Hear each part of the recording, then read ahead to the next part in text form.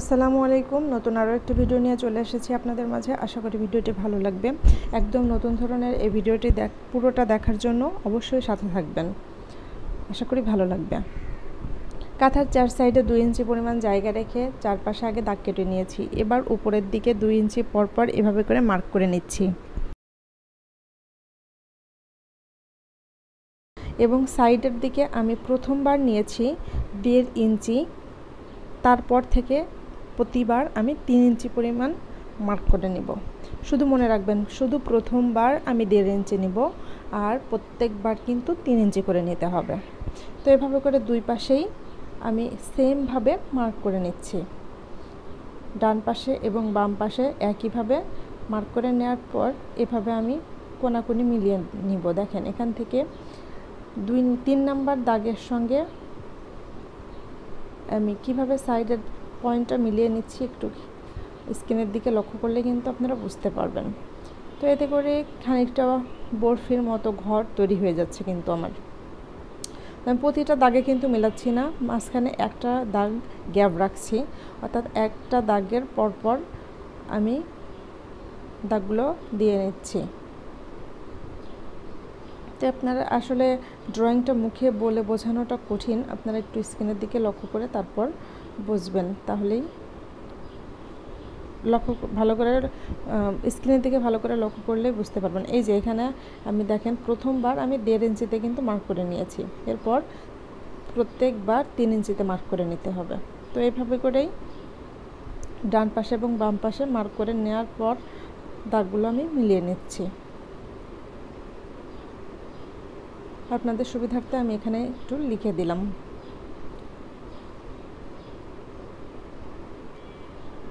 তো ছোটো কাঁথা হোক বড় কাঁথা হোক, আপনারা এই একই নিয়মে কিন্তু এই ডিজাইনটা ড্রয়িং করে নিতে পারবেন।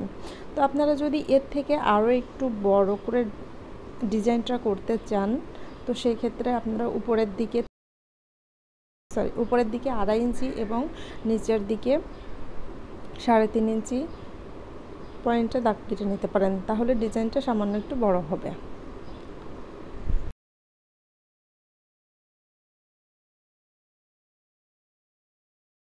আমার মনে হয় যে আমি যে মেজারমেন্টটা দিয়েছি এই মেজারমেন্ট ফলো করেই আপনারা কাঁথাগুলো ড্রয়িং করতে পারবেন। এটাই একদম পারফেক্ট একটা মেজারমেন্ট। তো এক পাশ থেকে যখন দাগগুলো কাটা হয়ে যাবে, আমি অপর পাশ থেকে আবারও পয়েন্টে পয়েন্টে মিলিয়ে দাগগুলো কেটে নিচ্ছি। এবার জাস্ট স্কেলটা পয়েন্টে পয়েন্টে মিলালেই কিন্তু খুব সহজভাবেই দাগগুলো কাটা হয়ে যাবে। তো এবার খানিকটা ত্রিভুজের মতো তৈরি হচ্ছে, পুরো কাঁথাতে কিছুটা ত্রিভুজ তৈরি হয়ে যাচ্ছে, দেখতে পাচ্ছেন আপনারা।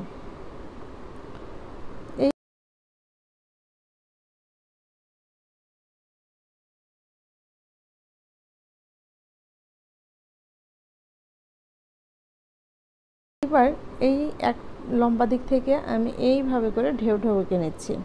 তো ঢেউটা দেওয়ার একটা সিস্টেম আছে প্রত্যেকটা ঘরে। আমি কিন্তু কিভাবে ঢেউ দিচ্ছি আপনারা একটু দেখেন, এস আকৃতিতে, ঠিক আছে? প্রত্যেকটা ঘরে এভাবে এস আকৃতি করে তারপরে ঢেউটা মিলাতে হবে, না হলে কিন্তু সেলাইয়ের সময় আপনাদের ডিজাইনটা মিলবে না। আমি কিভাবে দিচ্ছি আপনারা জাস্ট একটু মনোযোগ দিয়ে দেখলে কিন্তু বুঝতে পারবেন। প্রত্যেকটা ঘরে এইভাবে করে এসটা করতে হবে, না হলে কিন্তু পয়েন্টগুলো মিলবে না।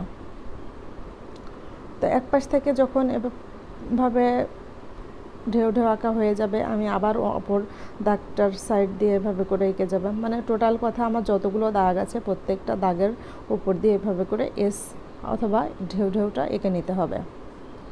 তো প্রত্যেকটা দাগের উপর দিয়ে এভাবে ঢেউ ঢেউ আঁকা হয়ে গেলে কিন্তু ড্রয়িংটা কমপ্লিট।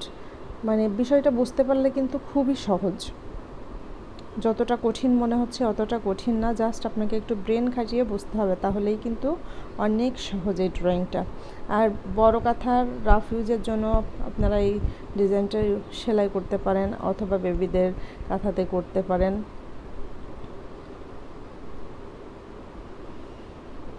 ড্রয়িংটা কমপ্লিট করার পর যখন এটাকে সেলাই করা হবে, দেখতে কিন্তু আরও বেশি দুর্দান্ত লাগবে। আমি এখানে অফ হোয়াইট কাঁথাতে বেগুনি কালারের সুতা, লাচ্ছি সুতা দিয়ে সেলাই করে নিয়েছি।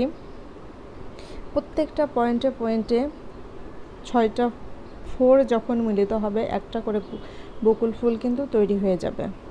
তো সেলাইয়ের পরেই কাঁথার আসল সৌন্দর্যটা ফুটে ওঠে। আসলে আমি যতটা সম্ভব আপনাদেরকে বুঝিয়ে দেওয়ার চেষ্টা করলাম। এছাড়াও আমার পেজে প্রত্যেকটা স্টেপের ছবি পোস্ট করা আছে। ড্রয়িংয়ের প্রত্যেকটা স্টেপের ছবি আমি দিয়ে পোস্ট করে দিয়েছি। যারা বুঝতে পারবেন না ওই পোস্ট দেখে কিন্তু টিউটোরিয়ালটা শিখে নিতে পারেন। তো যারা দেখেননি পোস্টগুলো দেখে নিন। তো সবাই ভালো থাকেন, সুস্থ থাকেন। আজকে এ পর্যন্তই। আল্লাহ হাফেজ।